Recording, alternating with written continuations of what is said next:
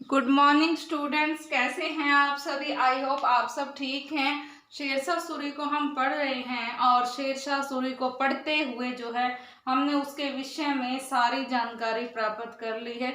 आज हम जो है एक रिव्यू ले लेते हैं। आज का जो लेक्चर है शेरशाह सूरी से संबंधित महत्वपूर्ण बिंदुओं का जो है हम अध्ययन करेंगे।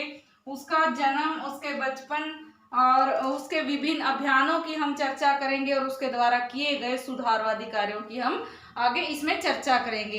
तो स्टूडेंट्स, शेरशाह सूरी ने जो है पता ही है हमें कि द्वितीय अफगान साम्राज्य के शासक और द्वितीय अफगान साम्राज्य के संस्थापक के रूप में शेरशाह सूरी को द्वितीय अफगान सम्राट के रूप में शेरशाह सूरी को हम जानते हैं।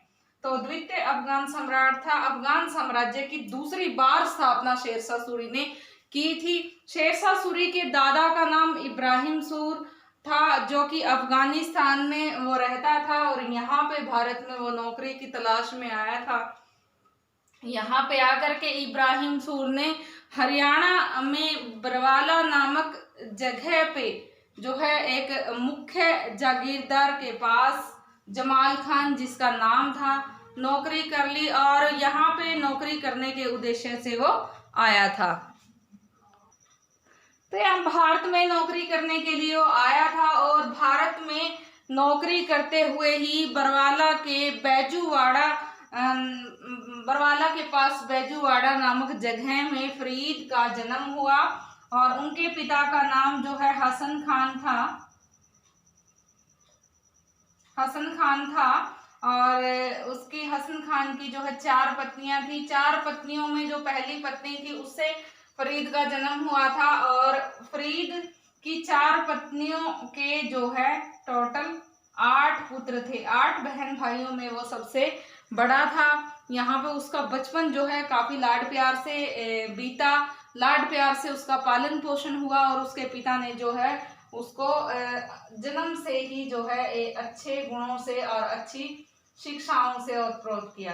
तो इस प्रकार से बचपन से ही वो काफी ओजस्वी चरित्र का धनी था और उसने जो है अपने पिता के एक सैनिक कमांडो के रूप में होने के कारण जैसे जैसे वो बड़ा होता गया, बचपन से ही एक अच्छे सैनिक के गुण उसको अपने पिता की देखा देखी उसके चरित्र में जो है चित्रित होते गए और चिन्हित होते गए। तो यहाँ पे हसन खान की सहायता के रूप में जैसे वो युवा हुआ तो उसने अपने पिता की जो जागीर थी वहां पे उसने अपने पिता का जो कार्यभार था उसको संभालने में अपने पिता के सहायक के रूप में मदद की। भारत का सिराज कहे जाने वाले जौनपुर में फरीद की शिक्षा का जो है उचित प्रबंधन हुआ। भारत का सिराज जौनपुर उस समय प्रसिद्ध शिक्षा का केंद्र था। भारत का सिराज कहा जाता था जौनपुर। तो यहाँ पे उसकी शेरशाह की शिक्षा का उचित प्रबंधन हुआ और उसने वहां पे सिकंदरनामा, गुलिस्तां और बोस्तां ग्रंथों का अध्ययन किया। उसने अरबी भाषा को सीखा, फारसी को सीखा, उर्दू को सीखा। इस प्रकार से साहित्य में रुचि होने के कारण विभिन्न धार्मिक ग्रंथों का उसने अध्ययन किया। विभिन्न जो साहित्यिक जो पुस्तकें थी उनका अध्ययन किया और वो एक अच्छा विद्वान बन गया। यहाँ पे जो है अपने पिता के साथ उसके कुछ मनमुटाव हो गए। उसकी जो चौथी पत्नी थी, सबसे छोटी पत्नी हसन खान की जो थी, वो शेरशाह से ईर्ष्या करती थी और हसन खान का शेर खान या फरीद के साथ लाड प्यार उसको अच्छा नहीं लगता था और उसको जो है तोड़ने के लिए उसने अपने पति के कान भरे, जिसके कारण से हसन खान ने अपने पुत्र शेरशाह को राज्य से खदेड़ दिया और जो है बाहर निकाल दिया। तो इस प्रकार से शेरशाह को अपने पिता से दूर जाना पड़ा और वो भटकते भटकते जो है बहार खान से मिला। बहार खान बिहार का क्षेत्रीय राजा था। बहार खान से वो मिला और बहार खान से मिल करके जो है वो बहार खान के पास रहने लगा। वहां उसने नौकरी कर ली। वहां रहते रहते बहार खान को जो है शिकार खेलने का शौक था। एक दिन वो जंगल में गया हुआ था और वहां पे बहार खान पे शेर ने हमला किया और एकदम से ही आकस्मिक हुए हमले से बहार खान बौखला गया और सामना न कर पाया। तो शेर खान, फरीद उस समय शेर खान का नाम था, तो फरीद ने जो है बड़ी ही शेर दिली से शेर का सामना करते हुए शेर को मार गिराया, जिसके कारण से बहार खान ने फरीद को शेर जैसा कलेजा रखने के कारण शेर खान का नाम दिया और तब से जो है फरीद को शेर खान कहा जाने लगा। यहाँ पे फरीद की जो जिंदा दिली को देख के बहार खान ने उसको पूर्वी बिहार दक्षिणी बिहार का सूबेदार नियुक्त कर दिया और अपने पुत्र जलाल खान का संरक्षक नियुक्त कर दिया।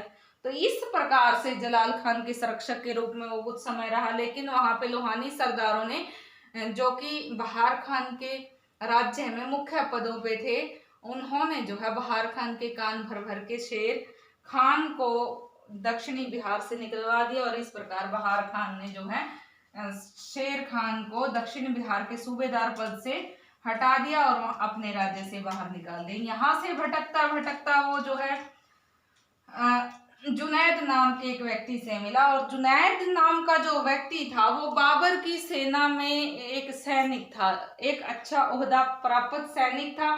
तो उसके साथ मिलकर के वो जो है रहने लगा और यहाँ से जो है वो बाबर की सेना में भर्ती हुआ। तो इस प्रकार से शेरशाह ने बाबर की सेना का कुशल प्रशिक्षण अपनी आंखों से देखा। उसकी जो कूटनीतिक चालें थी वो उसने जो है बढ़िया बारीकी से उसका अध्ययन किया।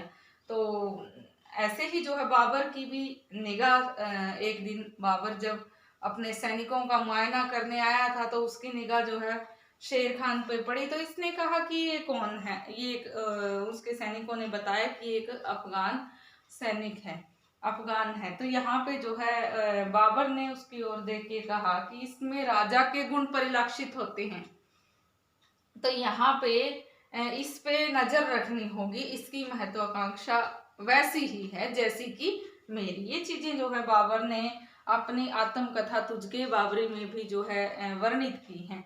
तो इस प्रकार से बाबर पे नजर रखी जाने लगी, बाबर के द्वारा शेर खान पे नजर रखवाई जाने लगी और यहाँ से शेर खान को निकलना पड़ा। यहाँ पे वो अब और नहीं टिक सकता था, तो वहां से निकल गया और फिर जो है बिहार चला गया वापस में। जो बहार खान के पास बिहार जा करके जो है वो जब वहां गया तो बहार खान अपने आप को जो है महमूद के नाम से अब राजा बना चुका था और यहाँ पे एक बार फिर से बहार खान के साथ वो रहने लग गया।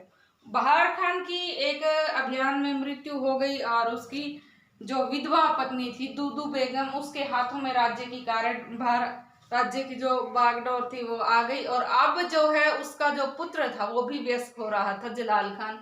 तो यहाँ पे अपने पुत्र के संरक्षक के रूप में और दक्षिण बिहार के सूबेदार के रूप में एक बार फिर से दूदू बीबी ने जो है शेर शाह को नियुक्त कर लिया। लेकिन यहाँ पे थोड़े समय बाद दूदू बीबी की भी मृत्यु हो गई। अब दूदू बीबी की मृत्यु के बाद बिहार का सारा ही राज कार्य, सारा ही शासन कार्य शेर खान ने अपने हाथों में ले लिया और यहाँ पे उसने सारे जो बहार खान का जो एरिया था उसको अपनी अधीनता में लेकर के विश्वास पात्र लोगों को मुख्य पद दिए। तो एक यहाँ पे वो अपने आप को वहाँ का शासक के रूप में तो जो है उसने अपने आप को प्रस्तुत कर लिया, लेकिन उसने एक सम्राट की, एक राजा की पदवी धारण नहीं की और स्वतंत्र सम्राट के रूप में लोगों के सामने नहीं आया, बल्कि मनसब आला का पद जो है ग्रहण करके वो केवल एक मनसबदार के रूप में ही लोगों के सामने प्रस्तुत हुआ, उनको अपनी सेवाएं देने के लिए। तो इस प्रकार से यहाँ से शेर शाह की जो मंसूबे थे, उसकी जो महत्वाकांक्षाएं थी, यहाँ से उसको हवा मिली। तो यहाँ पे जो है अब उसने जो है ये हजरत आला की उपाधि 1529 में धारण की थी और यहाँ पे हजरत आला और बिहार का नियंत्रण अपने हाथों में ले लिया था। 1530 में जो है उसने पहला अभियान किया। जो पहला अभियान विभिन्न जो जलाली सरदार थे, विभिन्न जो लुहानी सरदार थे, उन लुहानी सरदारों ने जलाल खान के कान भरने शुरू कर दिए और बंगाल के शासक से सहायता प्राप्त करके जो है विभिन्न लोहानी सरदारों के समर्थन को प्राप्त करते हुए जलाल खान सेना लेकर के शेर खान पे चढ़ाई करने के लिए आ गए। यहाँ पे शेर खान ने बंगाल के शासक और उन लोहानी सरदारों के संरक्षक में आए हुए जलाल खान को कड़ी पराजय दी और इस प्रकार से जलाल खान को मुंह की खानी पड़ी। वो भाग गया और अपनी जान को बचा करके उधर जो है बंगाल का शासक भाग गया और ये पहली अभियान में ही पहली विजय शेर खान ने हासिल की 1530 में।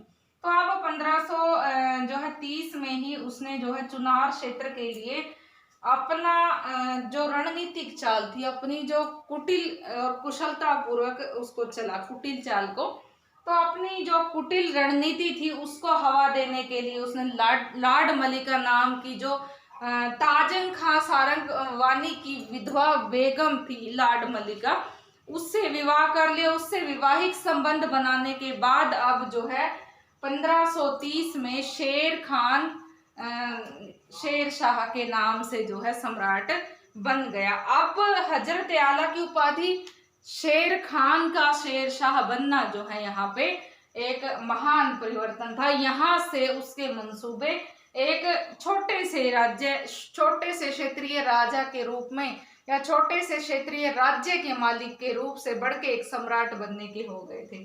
तो उसके बाद जो है 1531-32 में उसने शेरशाह ने जो है हुमायूं के साथ मुठभेड़ की। 1531-32 में शेरशाह के साथ उसकी पहली मुठभेड़ हुई। यहाँ पे हमने बात की थी महमूद लोदी की, जो कि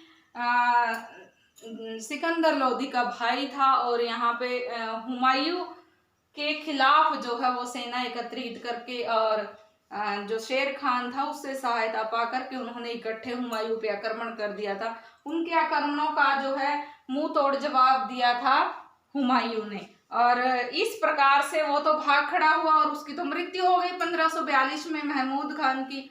और इस प्रकार यहाँ पे बच गया शेर खान। तो शेर खान अब कहाँ जाए, कैसे भागे और अपने आप को कैसे आजाद करवाए। तो यहाँ पे शेर खान फंस गया था, उसको दंड देना चाहता था हुमायूं और इसी मंसूबे के कारण चुनार पे पहला घेरा डाला हुमायूं ने और वो कई दिन वहां पे घेरा डाले रहा। वो जीत भी जाता, जीत के नजदीक था कि तभी उसको पता चला कि बंगाल के शासक ने जो है उसके राज्य पे, दिल्ली पे हमला बोल दिया है। तो अब उसको दिल्ली को बचाना ज्यादा आवश्यक हो गया और दिल्ली को बचाने के उद्देश्य से उसने जो है वहां शेर खान के साथ संधि कर ली। बदले में शेर खान ने अपने पुत्र कुतुब खान को और उसके साथ 500 सैनिकों को जो है कर देने का वचनबद्धता करके अपने पुत्र के साथ 500 सैनिक जो है हुमायूं के साथ भेज दी। अब हुमायूं के एक अपनी जो है संधि के उपलक्ष्य में जीत की खुशियां मना रहा था और यहाँ पे इतिहासकार जो है कानून को लिखते हैं कि सांप अभी मरा नहीं था, वो केवल घायल हुआ था। इधर शेर खान जो है अपने मंसूबों को और ज्यादा बढ़ावा दे रहा था, अपनी महत्वाकांक्षाओं को पूरा करने के लिए और ज्यादा कोशिशें कर रहा था, तैयारियां कर रहा था। उधर हुमायूं गहरी नींद में सो रहा था। तो इस प्रकार से पहली जो मुठभेड़ थी यहाँ पे हुमायूं ने भारी भूल की, शेर खान को वैसे ही छोड़ के, जिंदा छोड़ के और जो है वो चला गया और यहाँ पे जो है वो तैयारियां करने लग गया। अब जो है उसके बाद उसने दोबारा से अभियान किए, जैसे कि गुजरात का अभियान किया और उसने विभिन्न ये छोटे छोटे अभियानों को जीत करके अपने आप को सम्राट घोषित कर लिया। और उसके अभियानों में 1539 का जो चौसा का युद्ध था, जो हमने काफी डिटेल से पढ़ा है, और 1540 का जो बिलग्राम का या कन्नौज का युद्ध था, ये जो है उसके मुख्य अभियान थे।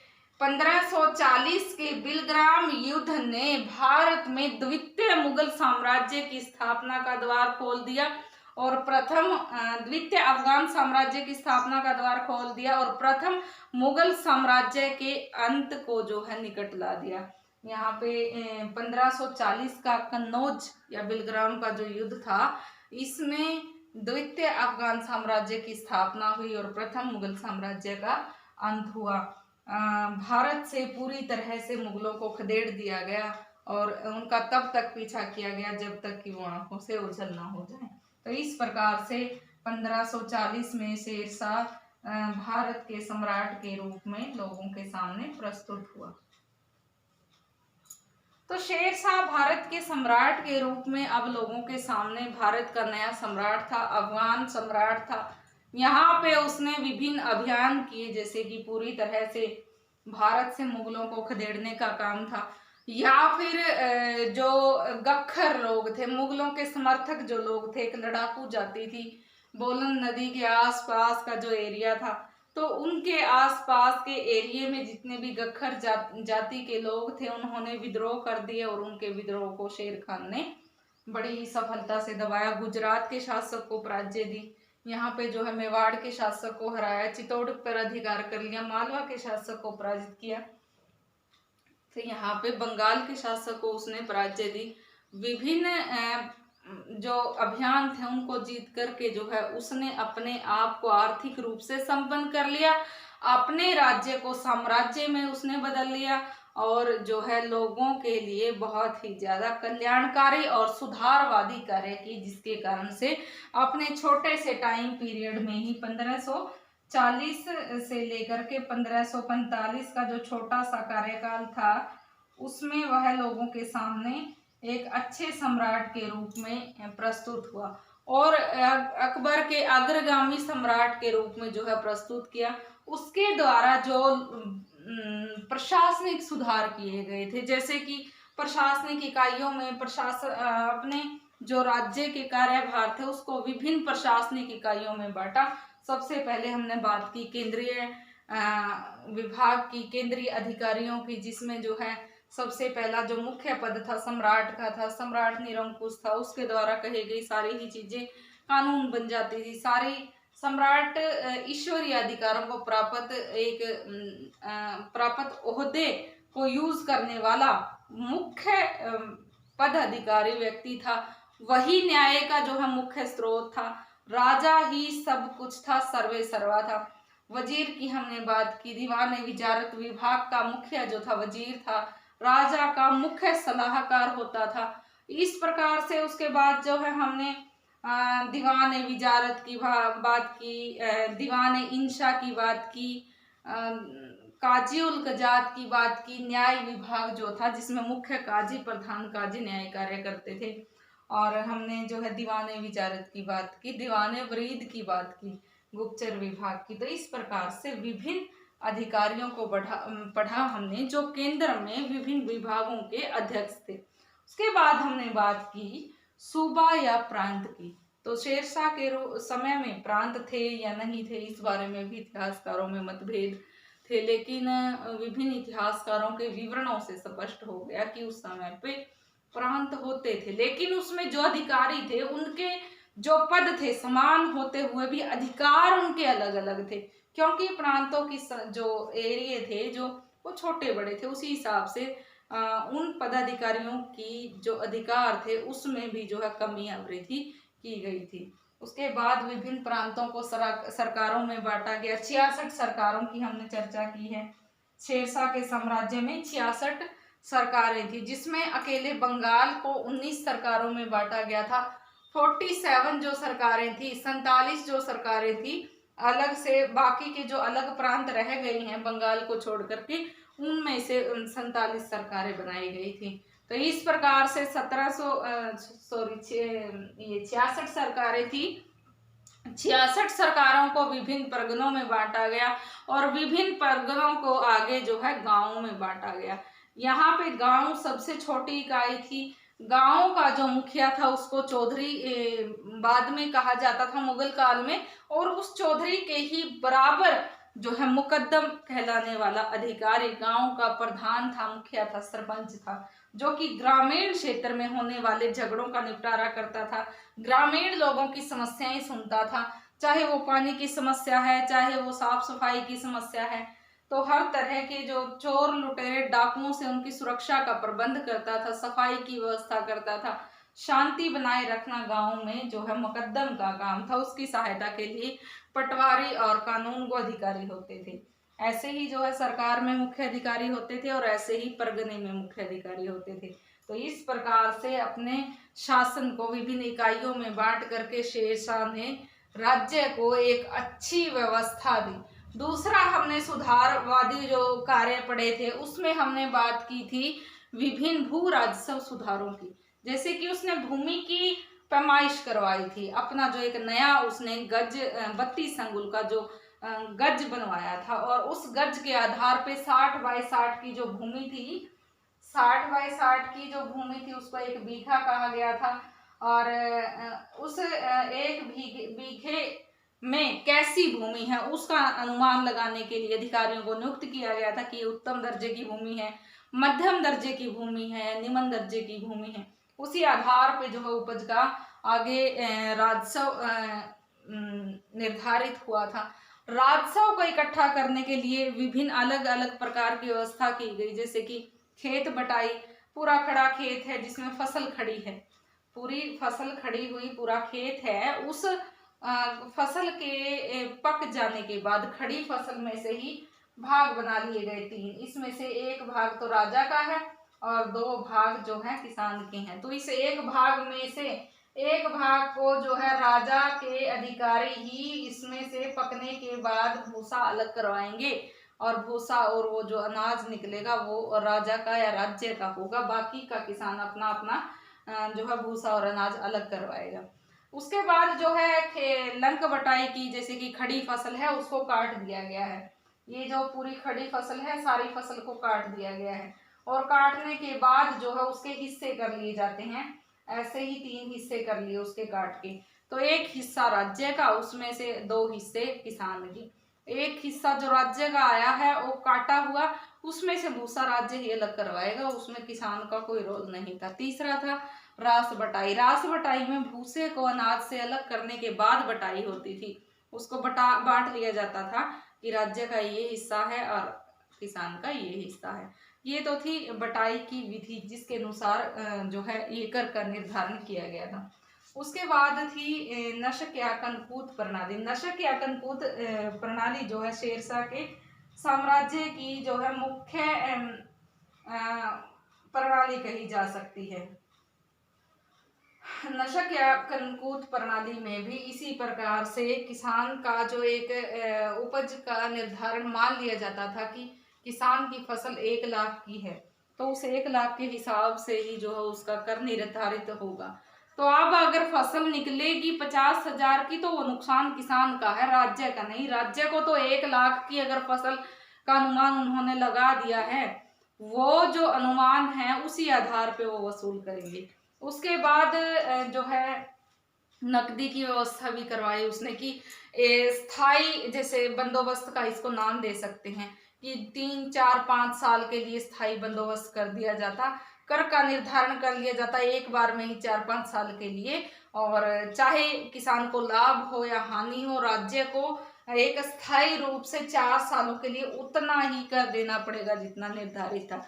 एक जरीमाना और मुहैसलाना जो है पद्धतियाँ शेरशाह के द्वारा चलाई गई मुख्य पद्धतियाँ थी, और जरीमाना और मुहैसलाना के अतिरिक्त जो है पट्टा और कबूलियतनामा भी लिया जाता था। पट्टा मतलब जिसमें शेरशाह के द्वारा भूमि की पैमाइश करने वाले अधिकारी हैं उनको जो वेतन दिया जाएगा वो किसान से कर लिया जाएगा। कबूलियतनामा की हम किसान कबूल करते थे कि हम उनको जो है वेतन के रूप में जो उनको देना है उसके लिए हम कर अदा करेंगे, वो एक प्रपत्र पे लिखा के किसान के हस्ताक्षर करवा लिए जाते थे, उससे कबूल करवा लिया जाता था कि हम ये सब देंगे, अपनी भूमि की पैमाइश करने वाले अधिकारियों को जो है वेतन देना हमारा ही काम है, हम देंगे। इसके बाद जो है हमने बात की शेरशाह की पुलिस व्यवस्था की। पुलिस व्यवस्था में हमने बात की कि उसकी कोई पुलिस जो आधुनिक पुलिस है वैसा कोई पुलिस विभाग स्थापित नहीं था, अपितु जो सैनिक थे वही पुलिस का काम करते थे। गुप्तचर थे वो भी एक तरह के पुलिस अधिकारियों के सहयोगी संरक्षक के रूप में थे, और उन्होंने भी भरपूर कोशिश की न्याय व्यवस्था को अच्छे रूप से चलाने में राजा की। तो उसके बाद बात की है हमने शेरशाह के भू राजस्व के बाद पुलिस व्यवस्था और फिर न्याय तंत्र की। तो न्याय तंत्र में हमने बात की है कि किस तरह से शेरशाह ने न्याय व्यवस्था को विभिन्न भागों में बांटा, जैसे कि न्याय का मुख्य आधार सम्राट स्वयं था। बुधवार के दिन वो अदालत लगाता था और जो मुख्य फैसले होते थे वो निर्णय देता था। उसके बाद जो है काजी उल कजात विभाग का मुखिया प्रधान काजी होता था और वो जो है निर्णयों को देता था। उसके बाद हमने बात की है कि न्याय का जो मुख्य आधार था, सूबों में मुख्य सूबेदार के अधीन एक छोटे दर्जे का काजी और परगनों में जो है मुंसिफ न्याय का काम करता था और गांव में न्याय का काम करने के लिए मुकद्दम को नियुक्त किया जाता था। मुकद्दम आधुनिक सरपंच की तरह ही जो है मुकद्दम का पद होता था।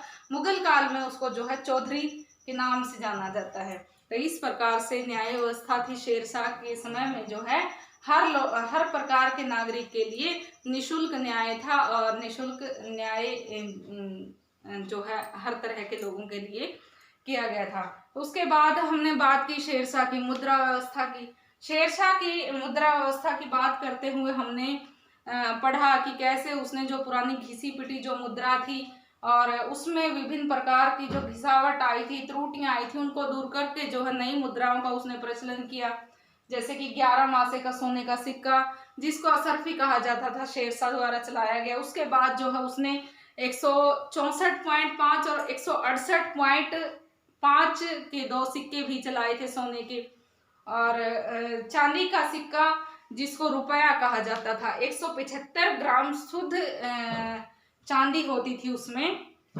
175 ग्रेन शुद्ध चांदी का सिक्का जिसको रुपया कहा गया, शेरशाह द्वारा प्रचलित किया गया और आगे वो मुगल काल में भी चलता रहा और 1835 तक वो ब्रिटिश अर्थव्यवस्था का भी आधार बना रहा और उसके बाद उसको बंद कर दिया गया। तो यहाँ पे मुद्रा व्यवस्था को भी हमने पढ़ा। उसके बाद जो हम मुद्रा व्यवस्था के बाद शेरशाह ने कैसे व्यापार वाणिज्य को बढ़ाने के लिए विभिन्न चुंगियों को हटा दिया और व्यापारियों को राहत दी। व्यापारियों को राहत देने के लिए सड़कों और सरायों का निर्माण करवाया, उसके विषय में हमने काफी डिटेल से पढ़ा। तो उसके बाद जो है हमने पढ़ा कि शेरशाह ने शिक्षा के लिए जो प्रबंधन किए, नए जो मदरसे और मकतबों का निर्माण करवाया और उन मकतबों में और मदरसों में शिक्षा देने वाले जो शिक्षक थे उनके लिए जो है प्रशिक्षण संस्थान खुलवाए। तो इस प्रकार से शिक्षा व्यवस्था में उसके सुधारों के विषय में हमने पढ़ा। और हमने बात की शेरशाह की सैनिक व्यवस्था की कि सैनिक के रूप में जो है उसने बात की, एक अच्छे सेना नायक के रूप में अपनी प्रस्तुति दी। तो हमने यहाँ बात की है शेरशाह की जो व्यापारियों को राहत दी गई थी उसके बारे में, न्याय तंत्र के बारे में, भू राजस्व सुधारों के बारे में और शेरशाह के जो नई जो उसने भवन निर्माण शैली इजाद की उसके बारे में और विभिन्न प्रकार के उसके लोगों के लिए किए गए हितकारी जो कार्य थे, चाहे वो जीटी रोड का निर्माण था, सरायों का निर्माण था जिसमें 1700 सरायों का उसने निर्माण किया था। विभिन्न जो टकसालें खोलने का निर्माण था, टकसालें सिक्के ढालने के लिए जो टकसालें बनाई थी उसने अपने राज्य में। 23 टकसालें थी। मुख्य जो टकसाल थी वो लाहौर और उज्जैन की टकसाल थी जो उस समय पे काफ़ी फेमस थी। तो इस प्रकार से उसने 1700 सरायों का निर्माण करके लोगों के लिए हितकारी कार्य किए। सड़कों के दोनों ओर छायादार और फलदार वृक्ष लगवाए। उसने जो है सड़क आजम कही जाने वाली जो है पूर्वी बंगाल से लेकर के आगरा, दिल्ली, लाहौर और फिर रोहतासगढ़ तक जाने वाली 1500 किलोमीटर लंबी सड़क का निर्माण करवाया था और विभिन्न प्रकार के लोक हितकारी कार्य जिसमें शिक्षा की व्यवस्था, लोगों के लिए पीने के पानी की व्यवस्था और लंगर की व्यवस्था उसने जो है करवाई थी। इस प्रकार से एक सुधारवादी प्रशासक के रूप में लोगों के सामने अपने आप को शेरशाह ने प्रस्तुत किया। अब बात करते हैं अकबर के अग्रगामी के रूप में। तो अकबर के अग्रगामी के रूप में भी जो है उसने काफ़ी महत्वपूर्ण भूमिका निभाई, क्योंकि आने वाले समय में मुगलों ने जो है शेरशाह द्वारा किए गए प्रशासनिक सुधारों को ही अपने राज्य में कुछ एक परिवर्तनों के साथ अपना लिया था। तो इस प्रकार से अकबर के अग्रगामी के रूप में शेरशाह को याद किया जाता है। शेरशाह को जो है धर्म के प्रति एक अच्छे सहिष्णु शासक के रूप में भी याद किया जाता है कि जिस प्रकार से धार्मिक सहिष्णुता कि उसने उदाहरण प्रस्तुत किए, उसी तरह से अकबर ने भी उसी के पद चिन्हों पे चलते हुए धर्म के प्रति सहिष्णुता रखी और जो विभिन्न कर थे जो हिंदुओं पर अमानवीयता दर्शाते थे मुस्लिम शासकों की, जैसे जजिया था वो बंद कर दिया, और जो तीर्थ यात्रा कर था वो बंद कर दिया, कन्या वध और सती प्रथा पे जो है अकबर द्वारा रोक लगाई गई। ये सारी जो चीजें थी वो शेरशाह से शिक्षा प्राप्त करके या उसके ही कर कदमों पे चल के जो है वो पाई थी, जो अकबर ने आगे किया।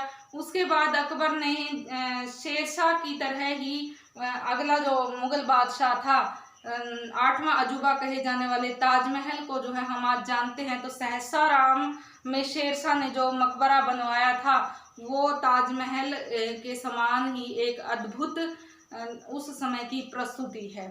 तो इसके बाद जो है शेरशाह और अकबर की यदि हम तुलना करें तो दोनों ही शासकों को महान शासक कहा जाता है। अकबर का जो कार्यकाल था काफ़ी लंबा था, जिसमें उसने सुधारवादी कार्य किए, लेकिन एक छोटे से टाइम पीरियड में 1540 से 45 तक शेरशाह ने अपने जो है कार्यों में काफ़ी उपलब्धि और सफलता हासिल की। उसके बाद 1545 में उसकी मृत्यु के बाद उसका पुत्र जलाल खान इस्लाम शाह सूरी के नाम से जो है शासक बना, और इस्माइल शाह सूरी के नाम से जो है वो गद्दी पे बैठा 22 मई 1545 को। उसके बाद कुछ सरदारों ने विद्रोह कर दिया, उसके भाई ने उसके ऊपर आक्रमण कर दिया, जिसके आक्रमण का उसने सामना किया और उनको करारा जवाब दिया, और 1553 में जो है उसकी मृत्यु हो गई। 1553 तक उसने लोगों के सामने एक कठोर शासन व्यवस्था इजाद की।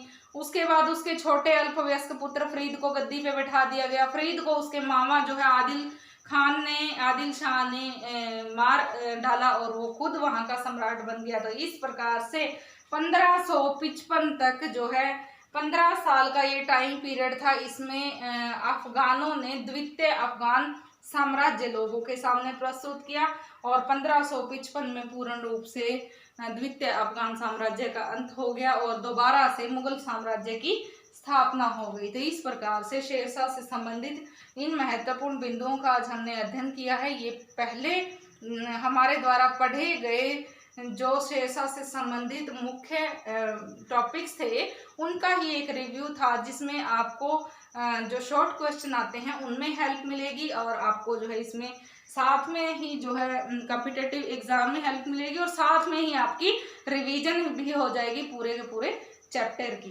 तो इस प्रकार से आज के लिए जो है स्टूडेंट्स इतना काफ़ी है। आगे का जो टॉपिक है हम नेक्स्ट लेक्चर में स्टार्ट करेंगे। आज के लिए इतना बहुत है। Thank you.